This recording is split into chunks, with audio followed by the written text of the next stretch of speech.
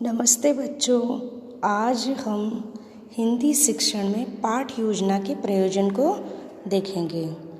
सबसे पहले हम देखें कि पाठ योजना का आविर्भाव कहाँ से हुआ है। तो हम देखते हैं कि पाठ योजना का आविर्भाव गेस्टाल्टवाद से हुआ है। गेस्टाल्ट मनोविज्ञान से पाठ योजना का आविर्भाव हुआ है। अब हम पाठ योजना के अर्थ को देखें तो हिंदी शिक्षण में सभी पक्षों के व्यावहारिक रूप को लिखित रूप में प्रस्तुत करने के लिए पाठ योजना का प्रयोग किया जाता है।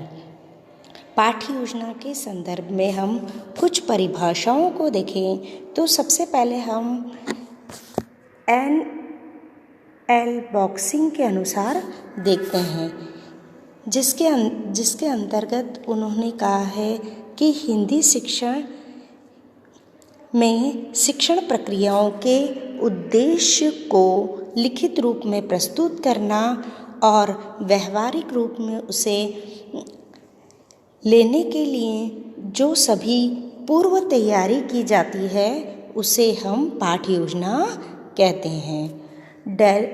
डेलिस महोदय के अनुसार हम देखें तो शिक्षण से पूर्व शिक्षक के द्वारा की गई सारी तैयारियों को हम पाठ योजना कहते हैं। अन्य परिभाषा को हम देखें तो इसके अंतर्गत बैनिंग और बैनिंग के अनुसार दैनिक पाठ योजना के उद्देश्यों को परिभाषित करना, पाठ्य वस्तु का चयन करना, ये सभी पाठ योजना के अंतर्गत सम्मिलित किया जाता है।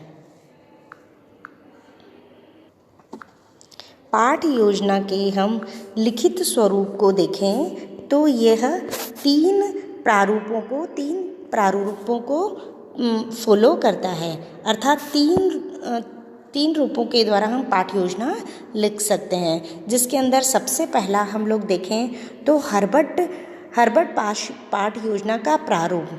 हर्बर्ट महोदय के द्वारा जिस पाठ योजना को हम अनुसरण करें तो वह हर्बर्ट पाठ योजना का प्रारूप कहलाता है। दूसरा हम देखें तो ब्लूम का मूल्यांकन या पाठ योजना का प्रारूप। तीसरा हम देखें तो राष्ट्रीय शैक्षिक अनुसंधान और प्रशिक्षण परिषद के प्रारूप को भी अनुसरण किया जा सकता है। उसके अनुसार भी हम अपनी पाठ योजना को बना सकते हैं। पाठ योजना की रूपरेखा पर हम दृष्टि डालें तो उसके अंदर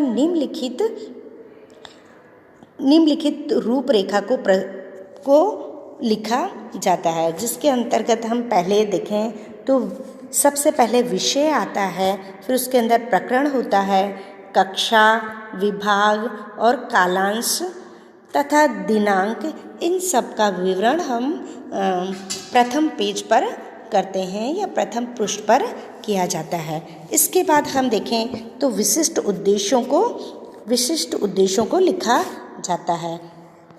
फिर प्रस्तावना प्रश्न किए जाते हैं, फिर उद्देश्य कथन किया जाता है, यह शिक्षक के द्वारा किया जाता है। फिर प्रस्तुतिकरण या विकासात्मक प्रश्नों को पूछा जाता है। उसके बाद विकासात्मक प्रश्न किए जाते हैं, उनका स्पष्टीकरण दिया जाता है। काठिन्य निवारण श्यामपट्ट पर किया जाता है। फिर पुनरावृत्ति प्रश्न और मूल्यांकन प्रश्न किए जाते हैं और अंत में गृह कार्य दिया जाता है जिसे बालक अपने घर पर करता है।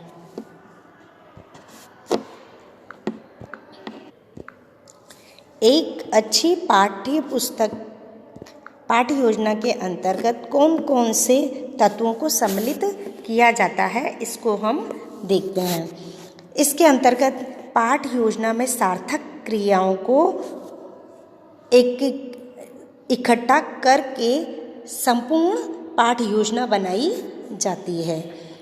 पाठ योजना की व्यवस्था उद्देश्यों की प्राप्ति के लिए की जाती है। पाठ योजना के अंतर्गत सभी क्रियाओं का विवरण होता है जिसके अंदर प्रारंभ से लेकर अंत तक की सभी योजना को प्रस्तुत किया जाता है।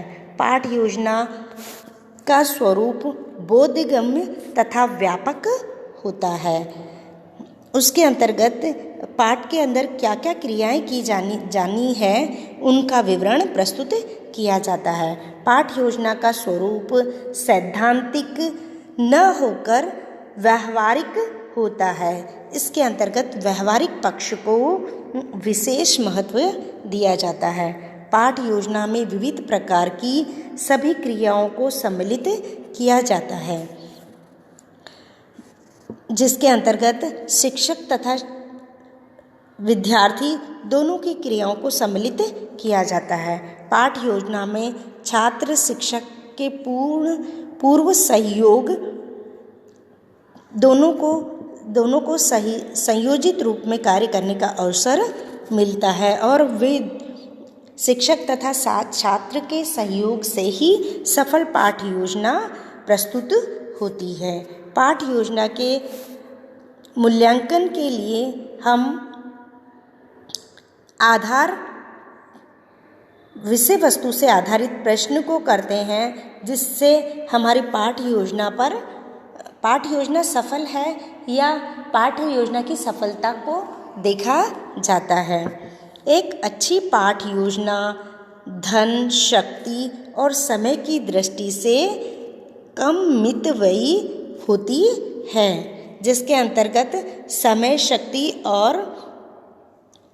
धन तीनों को बचाया जा सकता है।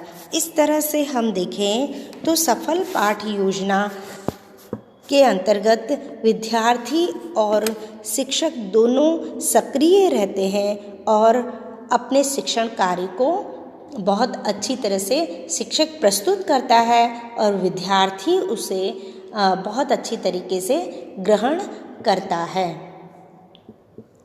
धन्यवाद।